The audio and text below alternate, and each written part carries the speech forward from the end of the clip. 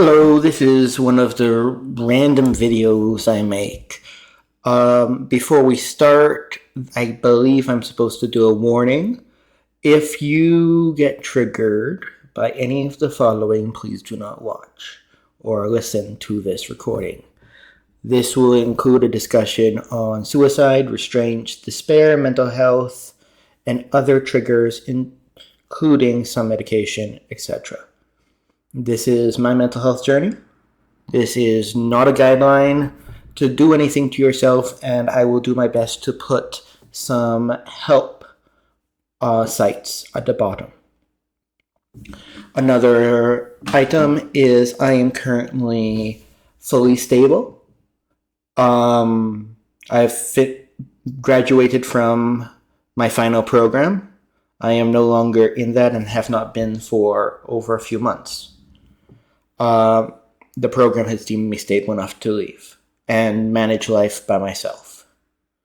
I would recommend that my parents do not watch past this point. Anything I say I can recount to you is just bad memories. I will refrain from talking or attempting to refrain from naming any program, person, or drug name, and will not be giving any instructions on problematic things. If you would like to mix this tape into any way, shape, or form, please, you're able to do that. My only two requests is that you tag me and you do not take anything out of context. There will be some events in my life which I will not be going over. Those are events that are things that have happened to me that are too hard for me to talk about, and also mistakes I have made that are too hard to talk about. Okay, with all that fun things out of the way, let's go in. My name's Jackson. I am a second-year student in North Idaho College, pursuing a mathematics degree. I've been diagnosed over the last while with several conditions, including autism spectrum disorder, generalized anxiety, other specified trauma and stress-related, other specified depressive, other specified neurodevelopmental disorder involving lower than expected processing. Along that time, I've taken an IQ test, a full-scale IQ of 129, with a range from the composite scores between 100 and 134. Another thing is I'm going to have that clock up. Just so you know, I'm not going to be mixing. This is totally unscripted, except for just some prompts for me to have a little bit of a flow. Yes, that is a 3D printed Star Wars helmet that I attempted to make. Not the best, but yeah. So I grew up in Singapore. I went to a British style education. I did my A-levels. Right after that, problems started. I was a permanent resident, so I was going to go through Singapore National Service.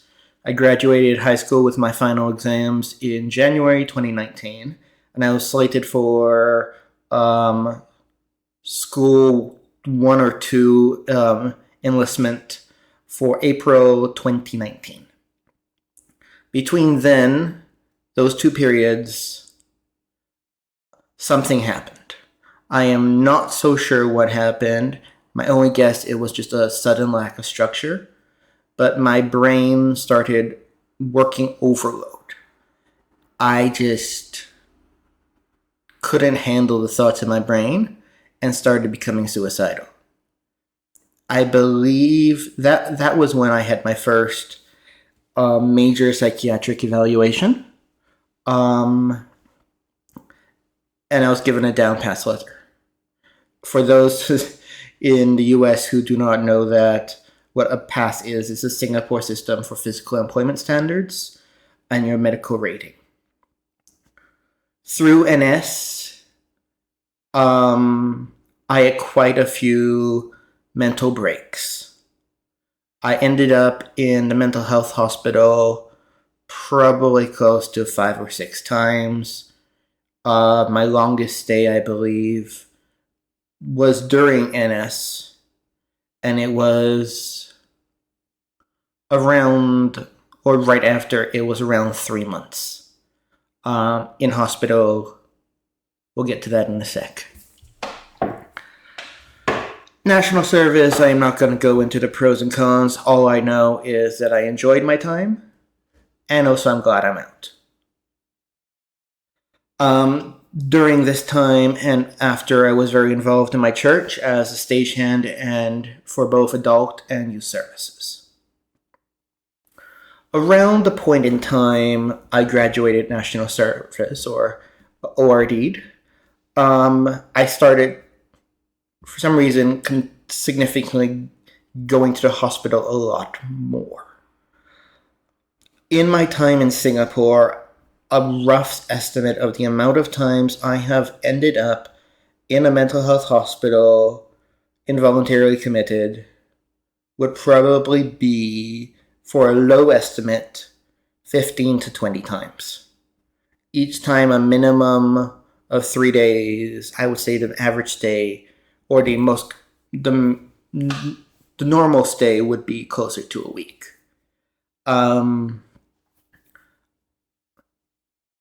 In Singapore, I've had probably 2 serious suicide attempts. There's a group in Singapore, I didn't ask to name them or anything, but they are near and dear to my heart. Several of them saved my life during one of those times. And I probably have given them a bit of trauma. What I am grateful for is for all their visits to me in hospital and for actually saving my life. When you get a few good friends, they'll stick by you. At the same time, I do not want to burn them out. With autism, it is, as my mom likes to say, when you've met one person with autism, you've met one person. For me, social is hard. So finding a group I can connect with is amazing. I don't read people well, which means I am usually much more blunt. That is not all the case for everyone. I have started getting a catalog of, for lack of a better term, human emotions. I generally can identify more range of emotions for myself now, but it's not that fun or happy. It just usually brings me overload because I'm trying to identify it.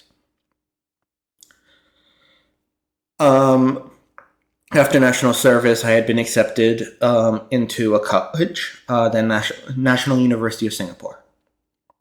I got accepted for mechanical engineering. I did not finish my first semester. Granted, it was during COVID, and I do not thrive on distance learning, but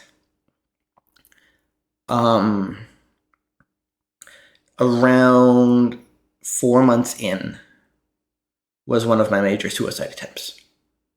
I ended up dropping all classes and having to withdraw from college.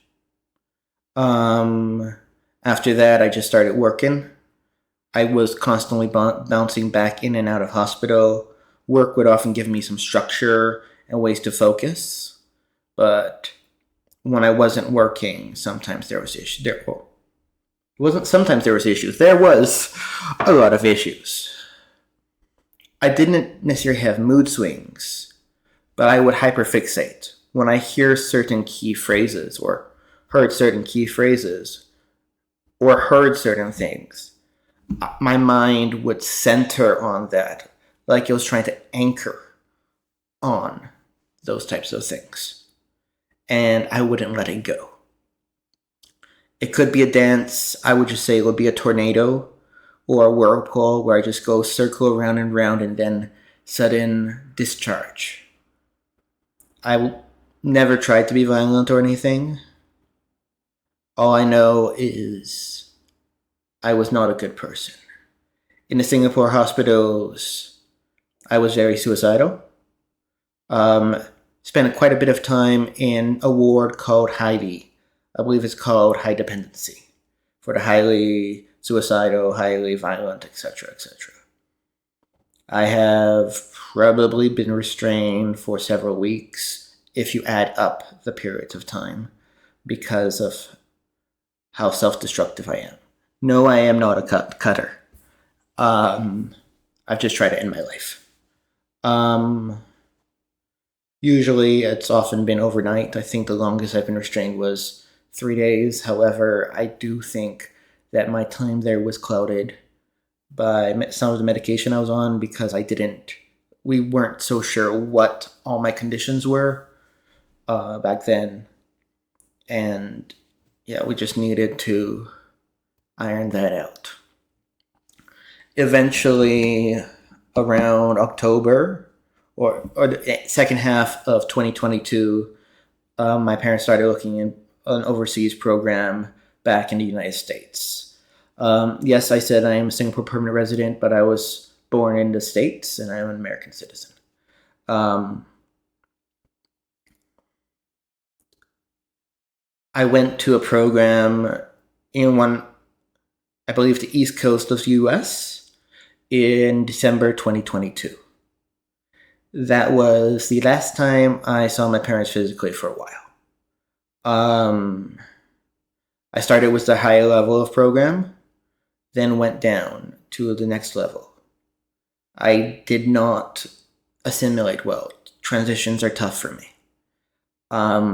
One major issue with being in a program is you can leave at any time. But if you leave at any time, you end up being homeless because there is nowhere for you to go because you don't have any resources. So for me, I always felt trapped. It was either program or who knows. So I was trying to figure out, usually in the middle of winter, is it better to be warm or just get out of that restriction of the program? Eventually, I worked my way down to level 2. Started bouncing back between the two levels. Eventually, after a massive mistake at a job by myself, I made a huge mistake. I ended up overdosing on 1.5 times the lethal dose of one of my medications. I ended up getting to the hospital because I didn't want any trauma for the people who were living in the house I was in. I do not remember much of that specific period. Several things I do remember is something was trying to be forced down my throat or nose. From what I've gathered, from every single things I've done, I was almost dead. I was in the ICU or intensive care unit for probably 7 to 10 days. And on one-to-one supervision at the mental health ward for probably 2+ weeks. Probably around 2 weeks. I was on around 1 week I was in one-to-one, and the rest I was close supervision for fear that I would do something. One thing that I am going to say now is this is not something I do anymore, and I haven't done for a long time. But hospitals, please change your questions. When you get into a hospital, probably as much as I have, often one of the major things is not, am I stable enough to leave, is let me just get out. And even if I know I'm going to have to be here for a while, if there is some privileges like being able to cross a yard to get food or something, I do not want to lose those privileges because they're few and far between. I've had times in which I've talked to just asking for help and ended up being on heavy restrictions. The hospital questions are very generic.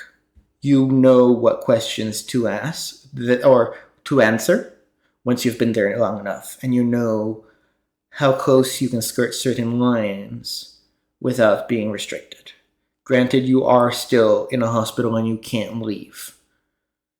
But the issue is, if you say the wrong thing, what limited restrictions you have, privileges you have, will likely be taken away.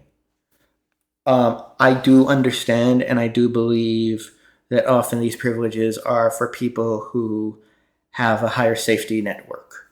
They will stay alive, they're not actively trying.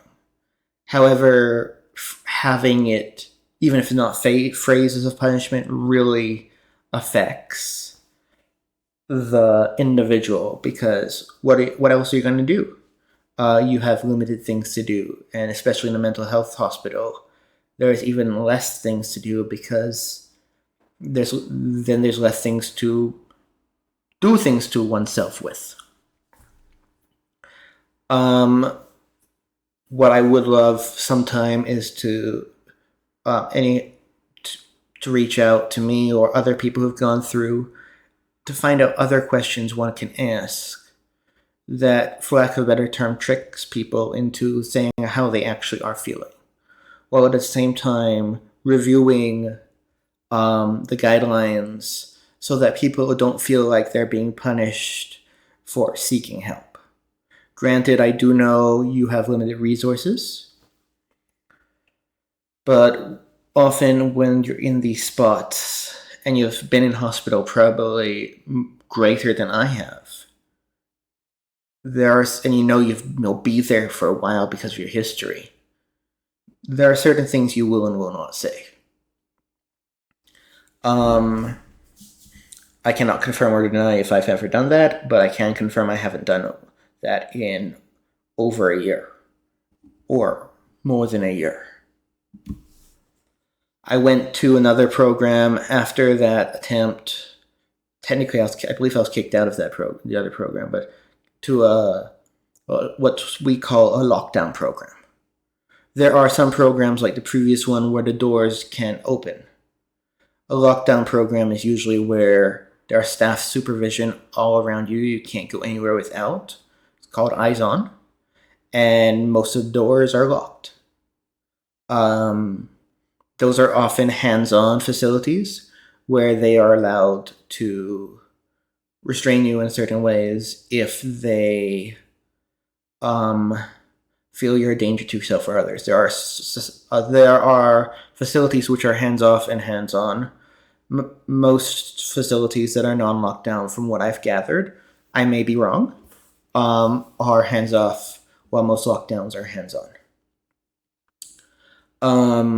Over there, I had a massive suicide attempt. Ended up in some places I didn't want to be. My mistakes. I ended up being on basically on 1-to-1 arm's length for probably a few weeks, into the extent in which I could not sleep on one side of the bed because they would roll me just to make sure I was within arm's reach of them should I do something to myself. That is no fun. That's where I got the diagnosis that we had talked about a little earlier with the IQ testing. Afterwards, I went to a program which ended up being in the Pacific Northwest. That is the program I've graduated from. I was in this program from January 2024, and as of December 2025, I am fully out of the program. I've been living by myself since probably June 2024. I've had limited supervision. I was basically allowed to take my car and go as long as I kind of told them, hey, I'll be back at this time, from March 2025. So, build up. So officially I'm out. I can't really contact any of them for another 8 months. I don't think any of them would want to contact because granted they care, but it's a very draining job. At the same time, I still go to therapy there. If you know, you know. I am still a current student. I'm on my last semester at North Idaho College. Going to graduate with an associate's in general studies. Got accepted to Boise State for mathematics. So far, I have set up 2 clubs at NIC. The D&D club, I was the vice president and helped basically do all the paperwork. And the current club I'm leading, the Alliance of Cardinal Esports. This is where my social acuity really plays into a massive. During college, people have given me signs that they're willing to talk about certain topics because they talked about it. I messed up and continued talking about those topics and almost definitely lost friendships, burnt bridges, which I'm sad of, but I'm learning more. You can't, once someone opens a topic, you can't necessarily continue that topic, even if you are alongside with them. I'm also very nervous. My major thing is a lot of the people I have encountered are very easily offendable. Even most of the people who are easily offendable are the people who state, I'm not easily offended. I have probably encountered 3 to 7 people in a category who have told in here who have said I am not easily offendable and who are not easily offendable by my accidental. I have not been trying, but I just know that I said things and they've either stopped, like said, hey, we don't talk about it, or these are topics they're willing to discuss. My major thing, as I think I said, is I am willing to discuss almost anything that is legal and ethical. My major hope is that you respect me, I respect you. We are not necessarily there to persuade each other. One of our main goals is to educate each other. That's why some of my favorite conversations have been with a Buddhist and Muslims, because I learn a lot more, compare, contrast how things work. Any Christians who really want to have a theological discussion with me, that is open. My request is you listen to Plain Spoken. I do not expect and I do not want you to agree with anything unless you actually agree with it. The purpose of that album is to give you an understanding on how my brain works. I want to make friends. I want to eventually be in a relationship or be in a relationship. The issue is I do not know how to read people. My default is sorry. There was a time last semester where someone I hopefully who was an acquaintance walked past me as I was walking past them, and they said hello. My immediate response was, what did I do? Because I did not know if I had done something wrong. And their response was very much confusion and the fact that, hey, I just want to say hi, in which I responded with hi. In NIC, I believe I've been driving certain rules to be changed, and I definitely have got pushback. At least I have felt pushback. This may or may not be true, but it's true in my perspective. There are also other things in college that has happened that I am avoiding certain places just so I don't accidentally cause a disturbance or etc., which I'm still confused, but if I can avoid that place and not cause a disturbance by default, then I won't. My current attitudes is I do my best to respect. I also thrive on direct feedback. There are people who have told me, I just don't talk about that. I do my best to shut up. I'm hyper curious, so I will ask questions. Right now I have a small group of friends. I would want to expand it, but I just don't know how to reach out to people for that. I also don't know how to read people in that way to know if they would be a good friend for me. I also am a very bad texter. Let's leave it at that. My friends will know what I mean by that. One thing that I really would request is any questions, just ask. Especially if you're my friends. Certain things I will not answer. I will say I will not answer those. When I'm driving for change, or just being myself, or asking questions. I have found a song that really emphasizes what I want you to think of me. It's a song sung by, or song written, I'm not 100% sure, by Meg Donnelly. I believe she's an actress from Zombies 1, 2, 3, and most recently 4. Really liked Zombies 1, 2, and 3. 4 was good. Had some good songs. Dance choreography is incredible, no matter what. At least, my humble opinion, I'm not the best in judging that. The song's title is By My Heart. It is rated explicit. I believe there's one vulgarity that's a very low level in it that caused it to go over that. I'm not 100% sure.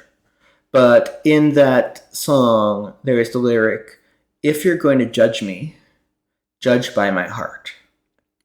And while I am not going to rip up my heart in any way, shape, or form, I prefer my heart very much attached to my body. I would much rather you judge me by my heart than anything else, although you do have to get to know me to judge me by my heart. My default is to say I am not a good person. Some of my closest friends will say, you are a good person. I judge that statement based on interactions I have with people and how I am. I hope I'm a good person. I hope I have a good heart, at least. I desire to help. I do not want to harm. But I believe that in society, I am not considered a nice person. Although, I leave that up to you to judge. If you are experiencing mental health issues, suicide, I'm not always the best person to judge. I am mental health first aid trained, certified currently, and CPR AED first aid certified. That doesn't mean I am not. Well, that still means I'm not the best person. I'm not peer support certified. What I will want to say is there are groups and organizations, and I'm going to try to put a few of the numbers for the United States and Singapore underneath in the description. Reach out. Some of them I have used, some of them I haven't. Almost all of them I've heard of people using before and have talked with people who've used them. Nothing is perfect. That is a guarantee. I would just say, based on certain emotions I have seen my parents portray and some of my friends portray, is most people would rather talk to you than attend your funeral. My dad is probably one of the strongest people I have ever known. He is also one of the quiet, affectionate types. He is lovable. He gives me hugs. I don't always see as much emotion from him, except in smiles and stuff like that, or in hugs, but like not extreme ranges. There's a few times I've heard of him being furious, and that is when someone, from what he's told me, said people with mental health are broken. Let's just say my dad got very upset with that. And when I was massively bullied in school, when I was young and my parents had to pull me out. The amount of tears my dad had and the amount of emotions he had when he was with me in ICU. Yikes. I never want to see that again. I will never understand that until probably I have a kid myself. But from what I saw from the outside, you do not want to see a parent looking like that. I just want to say, if my dad had and mom had not listened to what I said in the beginning of the video about not listening to this video, I just want to say thank you. You really brought me into the person I am today. And hey, I am not the person I was. Although I am the same biologically the person I was, but emotionally I'm a very different stabilization person. Stable. I believe I have the same heart I had before. I do stay up later, but that's besides the point. Overall, thank you so much for standing by me. And that's the end of almost till midnight talk. We'll post some of those links below. And if you are that person I sent this to, and you actually listened all the way to the end, I just want to say one thing. Thank you so much for being my friend.